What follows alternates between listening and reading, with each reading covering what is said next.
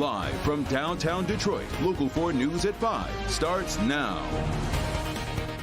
We begin tonight with deadly force. Oakland County deputies shoot and kill a suspect during a traffic stop and chase in Pontiac. The Oakland County Sheriff's Office says the 33-year-old man took off from a traffic stop, and when deputies got him to stop, got out of the car, put his hands together as if he had a gun. It happened right around 9 last night in the area of Westway and Benson. That's right near M59 and Martin Luther King. So we want to get to Victor Williams. He's live tonight.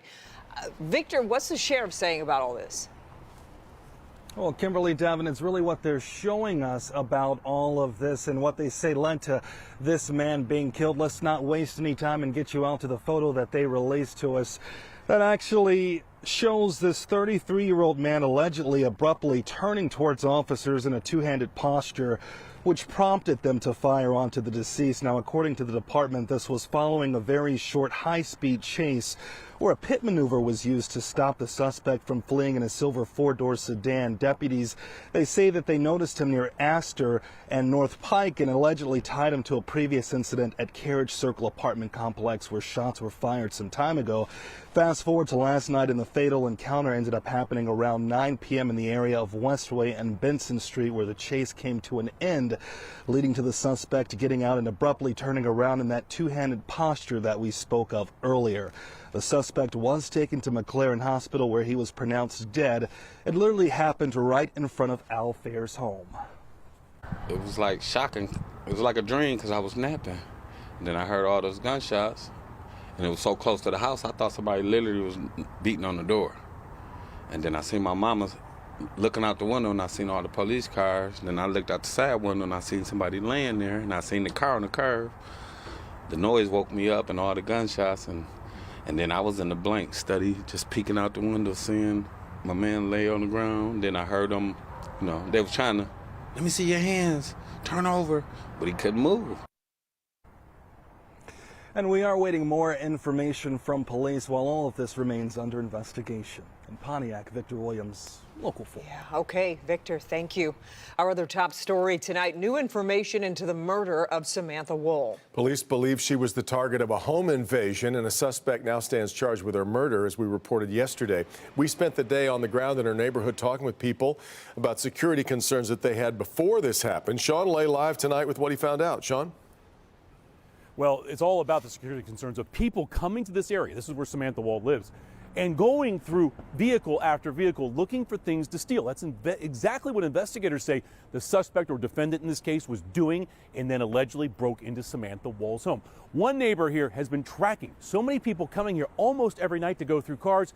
He says and predicted something tragic was going to happen as a result of it. So the theft from vehicles stands out to you because you see them all the time. Mm-hmm. How often?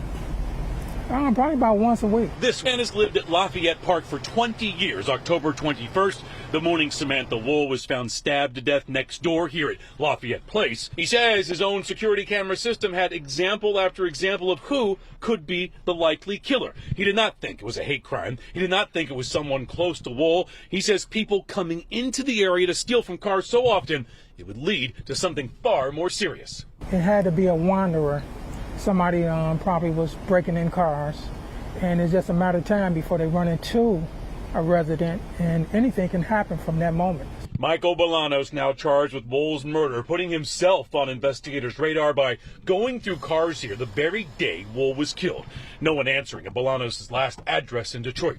Steve Dolan spent years in the Detroit Police Homicide Unit. He describes investigators linking the thefts from vehicles then to Woll's murder this way. Totally stunned, because I really believe, based on my prior experience, that this was a crime of passion or of just anger. The detective work was amazing. To me, it's like something out of a freaking TV show. It's amazing, because everyone assumed it was a hate crime. Myself included, it was a crime of passion. The part that I have really trouble with is, why did this guy just leave? Why didn't he run away? Why would you stab this person repeatedly? All right, back here live. So the man who was tracking these break-ins All that video and pictures he has, he's turned them over to the DPD over the last few months, he says, and also spread the word and the videos around the neighborhood to say people need to be aware of the people coming in here because it could lead to a home invasion and something more serious like we just saw. Otherwise, we've been monitoring, Devin and Kimberly, the arraignment that happened yesterday. Prosecutors say blood found on the defendant's coat. The blood, they say, belongs to Samantha Woll. We're live tonight. Sean Light, Local 4, back to you. All right, Sean. Still talking, but no deal yet. That's the assessment from negotiators on funding for Israel, Ukraine, and the U.S. southern border. Senators are scheduled to head home for the holidays tomorrow as the White House warns Ukraine is on the verge of running out of money to defend itself against Russia. All this as tensions grow over the civilian death toll in the Israel-Hamas war. Senate negotiators back at the table today working toward the long-shot hope of passing an urgent national security package before the end of the year when the White House warns Ukraine will run out of money to fight off Russia. While Congress is mired in gridlock, Putin is on the other side of the world, mocking our resolve. Russian President Vladimir Putin, in a marathon press conference, referenced faltering U.S. support for Ukraine as Republicans insist major changes to immigration policy must come first. Our position in the House has been clear from day one: secure the border. Democratic members of the Congressional Hispanic Caucus objecting to harsh limits on asylum claims. Independent Senator Kirsten Sinema, a key negotiator, calling the huge numbers of migrants awaiting process at the border a humanitarian crisis. The solution is to actually create an orderly process where those who do qualify for asylum have the opportunity to seek it in our country. The stalemate also holding up funding for Israel at a moment of growing friction between the U.S. and Israeli governments. President Biden warned this week that Israel is losing international support because of its, quote, indiscriminate bombing of Gaza. Conditions for civilians growing even more dire as winter closes in. The United States literally is leading the international effort to get food, water, medicine, and fuel into the people of Gaza. White House National Security Advisor Jake Sullivan today seeking to sway Israeli officials who remain undeterred in their mission to destroy Hamas. And the Senate's top Democrat says his chamber will delay the holiday break and come back to Washington Monday with the hopes of having something to vote on after negotiators work through the weekend. Now to the weather. We have seen some great sunsets this week. Let's take a live look outside. There's the Fisher Building from our downtown sky cam. Beautiful. Let's get over to Kim Adams. See how long this streak of nice weather will last. Hi, Kim. Hi, Kim. Well, it is going to last for at least the next 24 to 48 hours with temperatures right now still in the 40s. It's 45 downtown, 46 in Mount Clemens, low 40s in Pontiac and Metro, and 44 in Monroe.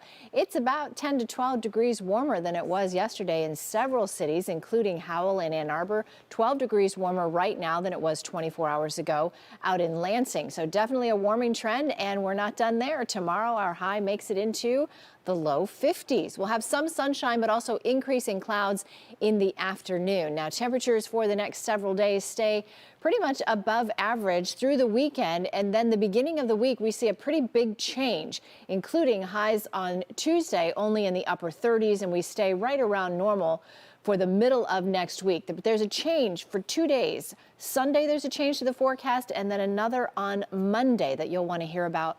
We'll talk about it coming up in a few minutes.